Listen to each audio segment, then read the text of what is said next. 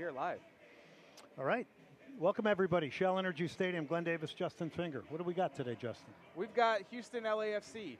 Dynamo coming in winless. So 6 matches without a win tonight.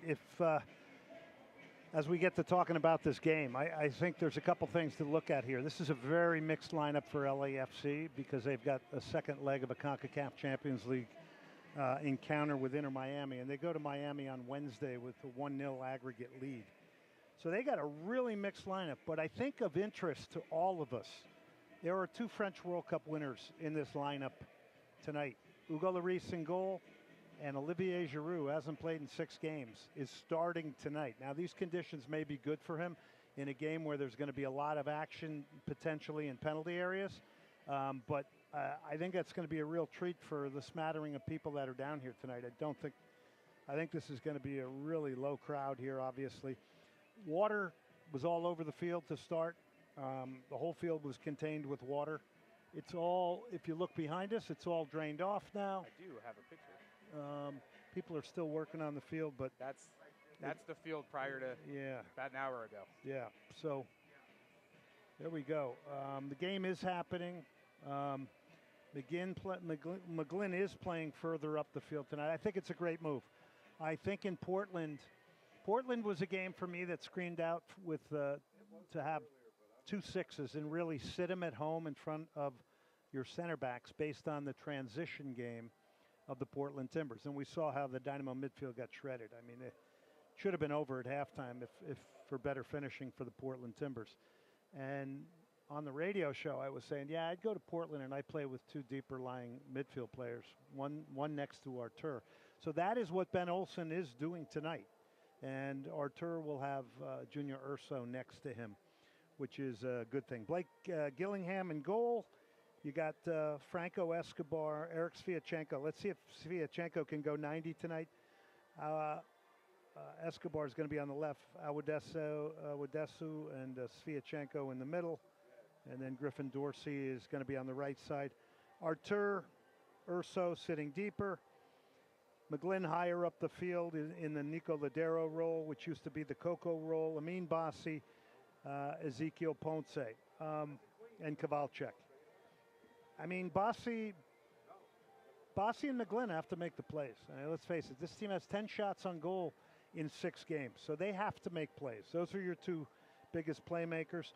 For LA, it's Lloris in goal, Eddie Segura, Marlon Santos are the 2 center backs. Smolyakov is the left back. So they're playing with 3 center backs, actually. Tafari is going to play the right back position. They're resting Ryan Hollingshead, who's not even on the bench. Midfield for them is going to be very interesting with Yeboah, Saldana, and Holm. You got to get the best of that midfield today. You have to. And then David Martinez is a young talent that's very dangerous on the right. Bouanga is going to be on the left, cutting in, so they still have it in transition. And then you got the towering Olivier Giroud, who can do it in the air. So that's what you got with them. You got guys like Tillman, Palencia. These are starters. Under, all on the bench. They're all starters. Aaron Long's a starter. So this is a really mixed lineup. Nobody wants to say it's a B lineup, but it is because they're trying to manage minutes. Steve Cherundolo. What else do we got here? Let's go Dynamo, Edwin. Mitchell, what do you think of McGlynn playing further up? I think it's a good thing. I think he's a bit of a liability defensively. That's not his strength. And I think you got to put people in areas where there is strength. Can we sit Bassi? Have not seen anything but decrease of... Yeah, but guys like Bassi and Kowalczyk, when you lose a Herrera and a Coco Carrasquilla,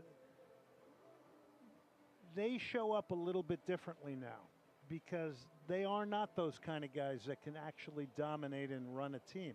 But they're better when they have better guys around, like everybody. I'm better when I have better guys around me. I think that's pretty commonplace. I think the Dynamo are banking on making moves and the team getting better. But that doesn't do anything good in the present. And they need a win badly here tonight. A win badly. Yeah. I did want to ask this. Is it time to hit that panic button? Or no, it's still never early. the time to hit. 6 games in MLS, 18 to 30. Why are you doing this to me? 18 to 30 teams make the playoffs. The fact is you don't have to hit the panic button. Now, from the standpoint of relevancy and drawing fans and momentum and energy and marketing, yeah, you hit that panic button, but that button was hit long ago. The reason I ask is, throughout the social media sphere, there's a lot of people that are on the edge with one foot dangling off about this team, whether they want to jump ship They have or not. every right to do that, and I really liked our last conversation after the last home game. I think there are a lot of passionate people, but I think there are also a lot of realistic people starting to figure this out and wanting and demanding more. Listen, one of the greatest coaches in Major League Soccer and best builders of a soccer culture is Peter Vermees. He's gone. Yep. 20 years, okay? It just shows you something doesn't last forever. Peter Vermees, one of the greats in this league. And I'll tell you, he had his finger on everything because he's a soccer guy and he helped build a soccer culture. Yep. And, won MLS Cups, won Open Cups, created a culture there that helped to get a new stadium built, was pushing owners to do more. That's what it takes, in my opinion. Bouanga has yet to score for LAFC tonight, or this season so far. He does have 3 in CCL. Yeah. How should the Dynamo go about him tonight? Well, I think it's transition. So I think they've already addressed the transition. Bouanga and Martinez in transition will be the guys you got to watch. They've addressed that by playing with a second central midfielder and Urso. But to me, that's one of my keys to the game. And one of my keys to the game is defensive awareness. When I played center back professionally, what I always thought once we were in possession and moving up a field was, where do I need to be positionally if the ball's lost? Do I need to be next to a center forward who's laying deep as opposed to 6 yards away from him? So I think the Dynamo have to start thinking like that. I always thought that the worst could happen, so I wanted to be positioned in a place where when the ball turned over, I was in an optimum place to defend. And they got to be better defensively. They can't get walked through tonight, and they got to win the midfield battle based on what LAFC's putting out here today. They need a good start tonight. You got to get some shots on goal. I mean, you're less than 2 shots a game on goal. You can't win soccer games that way. And they are tied for last. And you're also closer to conceding 2 a game defensively. So it's real easy to see everything data-wise. Everybody talks data when the going's good. But when the going's bad, nobody talks data. But it's all there for everybody to see. I think tonight's the night the Dynamo can get a victory. Who are your players to watch for both teams tonight? Well, we all like Bouanga. 2 years ago he had 20 goals. He won the Golden Boot. I just find it fascinating that we have 2 French World Cup winners here. So I want to see what Giroud does. I want to see what Hugo Lloris does. Lloris spilled one the other day, bad goalkeeping play. But these guys have been at the pinnacle of the game. They're in a rare group of people in rarefied air that have won a World Cup. You think, if you think for a second of people that have won a World Cup, it's not many. I would like to find out the number of how many people have actually been listed as a World Cup winner, but it's not many. So to see these 2 guys here today in a stadium that's likely going to be empty, playing against the Houston Dynamo under wet conditions, that to me is fascinating. For the Dynamo, I want to see Jack McGlynn make more plays since he's higher up the field. I want to see the Dynamo, as mentioned, defensively be aware. I want to see Artur and Urso together as one really control midfield here today. I think we're praying that I don't want to see Ponce doing so much defensive work. I want to see him get some chances, and I want to see a little bit of a wide game with the ball. But the Dynamo want to play it methodical. They want possession. They want it to be a slow game. Ben Olsen's admitted that. He said, overall our team speed isn't good. So if you're going to play methodically, you will allow defenses to get settled. And that means your play in the final third of the field has to be good. And right now it does not reveal doesn't even reveal 2 shots on goal in a game. Yeah. And we've seen this for quite some time. It was addressed. They're training it better. They need the return of players. I think it's the same old song and dance. Real quick, guys, be sure to like this video, share this video, subscribe to all the Soccer Matters social media platforms, Twitter, X, YouTube, Facebook, Instagram. We're on Threads. I do have a Blue Sky for the account. Yeah, be sure to like us, follow us on there.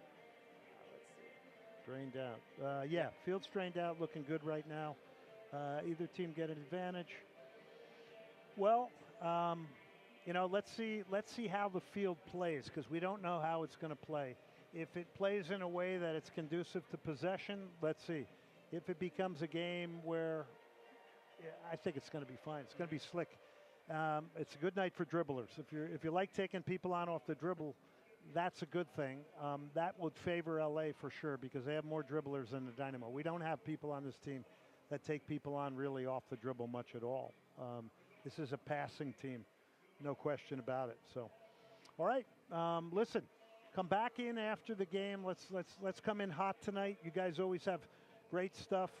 We're doing this because there's nothing else out there in Houston. That's the main reason I do it. And secondarily, I want to remind you, on Tuesday, we're up at Senate Avenue Brewing. We got a great show. Griffin Dorsey's going to be there. You can meet him. You can get autographs. I got Texas A&M and Rice's head women's soccer coaches. We're going to talk about the portal, recruiting, all of this kind of stuff. But I need some people to show. I need a good crowd out there. We'll have T-shirts to give away, tickets, whole bunch of stuff. We also have David Fletcher World Cup updates and what maybe they're going to do to Energy Stadium, both for the upcoming World Cup. They do have to cut some seats out, I think, near the corner flags. What more can you ask for? Great beer and soccer talk. Yeah, I'd love to see you guys out there and bring some people. Let's make it a happening. Let's make it a great thing every Tuesday at Senate Avenue Brewery, every second Tuesday of every month. Okay, we're signing off here. We're going to get ready to call a game. If you want to catch me on the local call, you go over to Apple and you look at the icon and you hit the local call, and I'll give you my best tonight. I can promise that. And then as soon as we end this, there's actually instructions on how to catch his local call during the match. All right, let's see what happens tonight, guys and gals.